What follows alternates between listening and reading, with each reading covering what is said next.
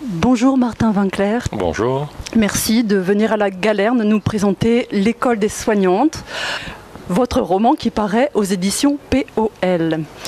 Ce récit riche d'histoire, d'expériences, de péripéties et de langage, vous l'installez dans un milieu familier à celles et ceux qui vous lisent. C'est à Tourment qu'on suit les pas de Anna dans cette école des soignantes, à cette époque où l'accès à la santé reste terriblement inégalitaire en France.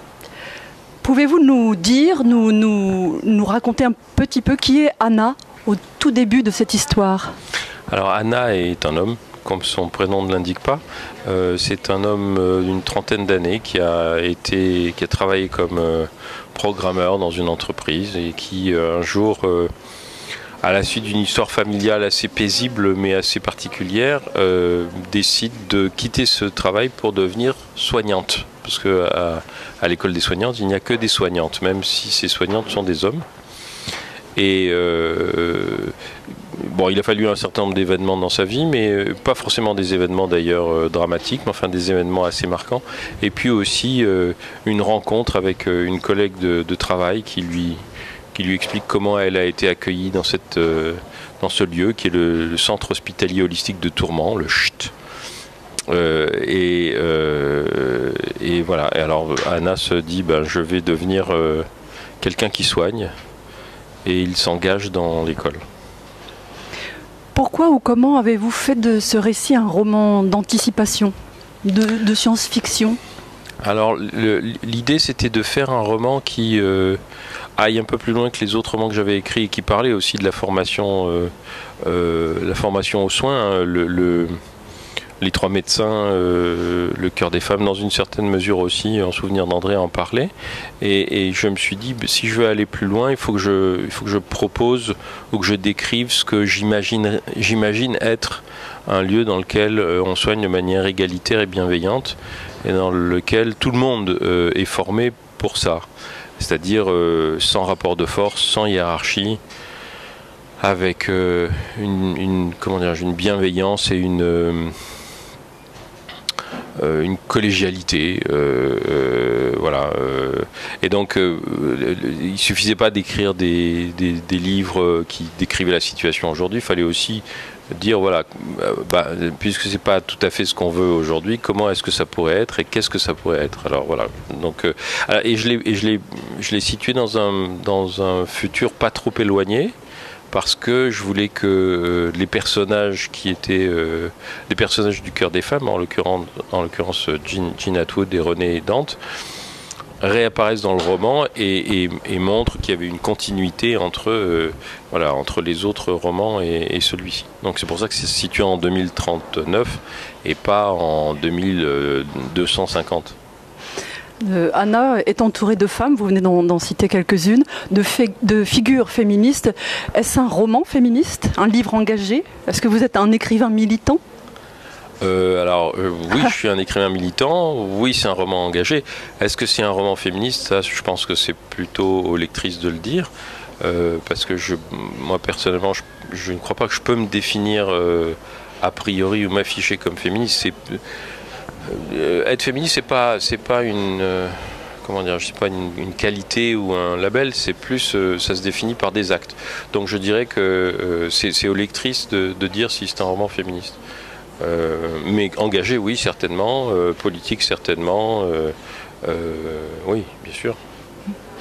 C'est un roman qui dit le pouvoir des histoires. Alors, l'une des choses récurrentes dans ce que j'écris, c'est qu'effectivement, et je m'en suis rendu compte petit à petit au fil des années, au fil des romans, que je crois vraiment à la valeur et à la puissance des histoires comme outil de partage, comme outil pédagogique, comme outil de réflexion, comme outil d'engagement. Et donc effectivement, là aussi c'est un roman dans lequel l'histoire est le récit personnel et le récit collectif sont des manifestes politiques aussi, enfin des manifestes engagés. Et c'est une autre façon de le figurer dans un roman dans lequel les histoires ont place tout à fait particulière qui n'est pas exactement celle qu'elles avaient dans les romans précédents. Comme il est question d'une espèce de litanie, mais litanie c'est peut-être un mot un peu trop religieux peut-être. Des mélopées. Mélopées. Et vous écrivez « Je suis les millions d'écrivantes qui n'auront jamais les honneurs d'une publication ». Oui, je voulais comme c'est un roman qui parle beaucoup de la santé des femmes par le prisme de la santé mentale et aussi de la situation et de la vie des femmes, je voulais qu'il y ait quelque chose qui rappelle toujours la lectrice et le lecteur à la réalité d'aujourd'hui, même si ça se passe en 2039, c'est d'aujourd'hui que je parle. Et donc il y a ce poème qui est c'est un long poème, mais qui scande, dont les strophes scandent l'histoire elle-même, le récit des diverses explorations que font les personnages. Ce long poème qui s'appelle « Je suis celle » au pluriel. Et donc je l'ai écrit pour toujours rappeler la situation et la vie des femmes aujourd'hui, mais c'est une sorte de poème qui raconte l'histoire des femmes depuis des millénaires jusqu'à maintenant, mais aussi dans le futur. Et chaque vers de chaque strophe est dit par j'imagine, est dit par une femme différente. Donc c'est une manière toujours de ramener à la réalité, qui est une réalité qui est autour de nous, mais qu'on ne voit pas toujours. Une question un petit peu qui a l'air anodine, mais est-ce que c'est un livre optimiste ? C'est un livre qui... c'est un livre qui est optimiste, même si cet optimisme est mesuré. C'est-à-dire que il y a un certain nombre de chapitres et un certain nombre de commentaires qui disent oui, je sais dans quel monde nous vivons et que les perspectives pour les 20, 30, 40, 50 ans à venir sont pas formidables. Néanmoins, je pense que il y a toujours quelque chose à faire. On peut pas, il faut pas baisser les bras.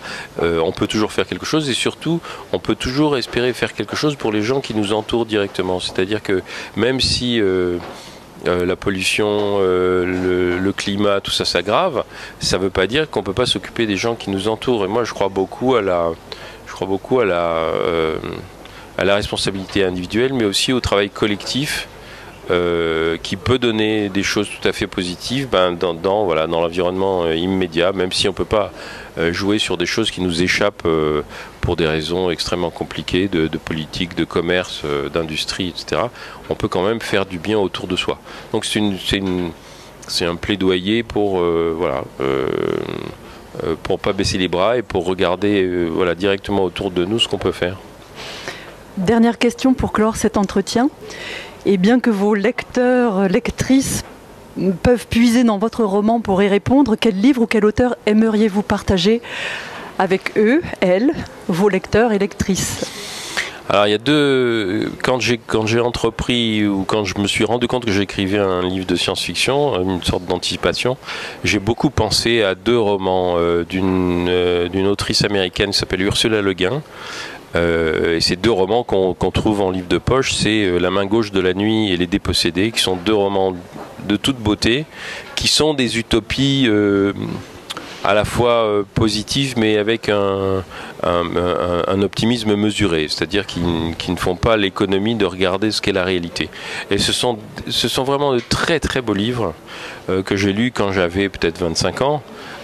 Qui m'ont accompagné depuis très longtemps, je les ai relus depuis, mais j'encourage vivement les lectrices et les lecteurs qui ne connaîtraient pas Ursula Le Guin à les lire, parce que ce sont vraiment de très beaux livres.